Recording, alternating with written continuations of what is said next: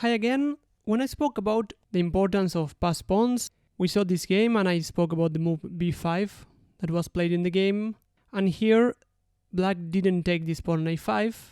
Instead, black played the move a takes b5 and after a6 got the winning advantage.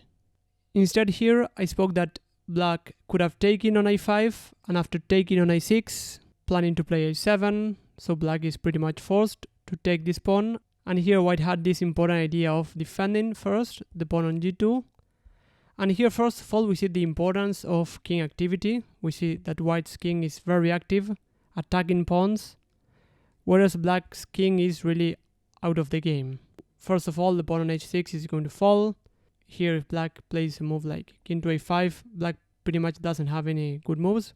Here white would take this pawn, and here white has a pawn advantage. So here we'll analyze these cases on which the pawn advantage is decisive. So here the first point is that white doesn't have any passed pawn, so white here will try to create a passed pawn. Now it is black to play, and black really doesn't have any good moves because if black moves the rook, then this pawn will fall. So that's why black pretty much has to wait or to play the move king to a4. One idea is to play king to a3, and if the rook moves here, then the king might try to come back to the game. And here white has another idea, which is to play the move king to h5. And if black just keeps on waiting, then here white has this very good move h4. And black is pretty much forced to take because after g4, then we have king to g5 and we will attack the rook and get this pawn. For instance, king to a4, king to f4. This rook has to move and then we just take the pawn. So after h4, black takes and we exchange pawns. So we get this position and we have a rook and a pawn against a rook. And in this case, the idea of exchanging pawns is to create a passed pawn, which is one of the most important ideas that we discussed about, because now this pawn on g2 is a passed pawn.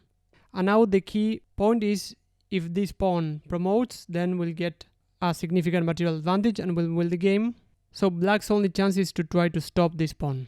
So if black plays the move rook to g8, then white will just push the pawn, and now we simply have the idea of bringing the king and the pawn. Later on we might bring the rook, but actually so far this rook on b2 is doing a great job because it's just cutting this king. So black's king is really out of the game there. So here black might try giving some checks, which is an interesting try because after rook to h8, king to g5, we can play rook to g8, and if we play king to f6, black will just get the pawn. Although here definitely it is better to play king to f5, and now we'll plan to start pushing the pawn. And here again I don't see any better idea for black than to keep on giving checks. So white cannot play king to g6 because then we give another check. But here white can play the move king to e6 or king to e5.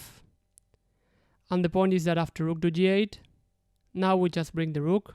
And then black will try to bring the king back in order to get it active. But here we will just push the pawn. And after king to c6, just push the pawn. There's no need to bring the king. We might bring it already, but this king on e6 is just stopping this king. And after king to c7, basically black doesn't have any good moves. g7, king to c6, king to f7. So this variation is not forced, but the main point is that here white's king and rook are definitely more active and black's king is really out of the game, so white wins pretty easily here. Now let's analyze another position on which black's king is more active, but we still have white's king in front of the pawn supporting the advance. So here the position is more complicated, so we need to accurately calculate if we can win the position or not. Here black played the move rook to g3. Black again is kind of waiting. If black plays a move like rook to a8, then here white will just play king to h7, supporting the advance of the pawn. But after rook to g3, we still play king to h7, and after a check, we bring the king to g8 in front of the pawn, so now there's no more checks. And here black continue with the move rook to h6, and after g7 we get this critical position. So here we see that white's king is in front of the pawn, and the question is whether we can promote it or not. And here black waited with the move rook to h2. So here white played the move rook to e1, which is a logical move to kick away black's king, because if the king goes to f6, then we just play king to f8 and promote the pawn. That's why after rook to e1, black played the move king to d7. King to d6 was another idea, but it wouldn't change the position a lot. And here white has to progress. If white plays king to f7, then again black will start trying to give checks, and it doesn't seem to be an easy way to progress, because we just give checks, and after we give another check, then we have to go back to g8. So here comes the critical idea. We will need to bring the rook to the g file.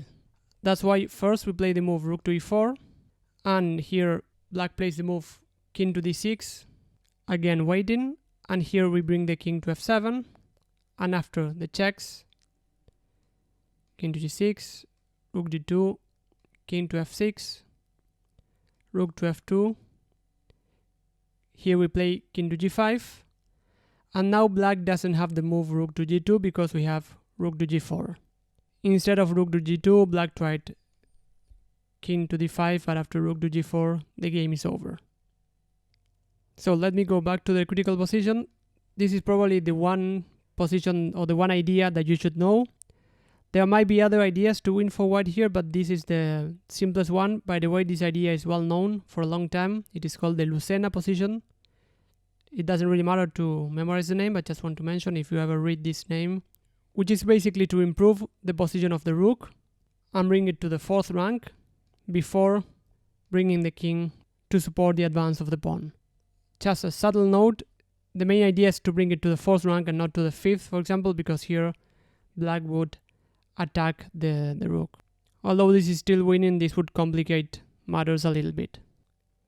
Now, having in mind this idea that if we push the pawn far away and we support it with the king, normally this is winning, here comes another important idea, which is to prevent the opponent's king, just like we did in the first position, from activating. That's why in this position here, black played the very precise rook to g8 before pushing the pawn, because we'll have a lot of time to push the pawn. Before pushing the pawn, we just prevent white's king from getting active and to come to e1 to stop the advance of the pawn. Now here one important idea is that after rook to g1, black would just trade rooks and be on time to win this pawn ending. That we'll also analyze later. But for now, I want to mainly focus on this idea of pushing the pawn, keeping your king active while keeping the opponent's king on a bad position. That's why the move rook to g8 was very strong. And again, white doesn't have any good moves, because as we saw, the rook alone normally cannot stop the advance of the pawn. That's why here white just waited with the move king to h2, and after king to f4, rook to f1, rook to f1, king to e3. In fact, here white resigned. White is a very strong player, the current world champion. But the main point is that here, in addition to all the ideas that we discussed after rook to e1, here we have king to f2, and there's no time to take the pawn because we have this checkmate. And, well, Carlsen, the world champion, definitely knows these positions, so if white just waits, then we'll get this similar position, pushing the pawn.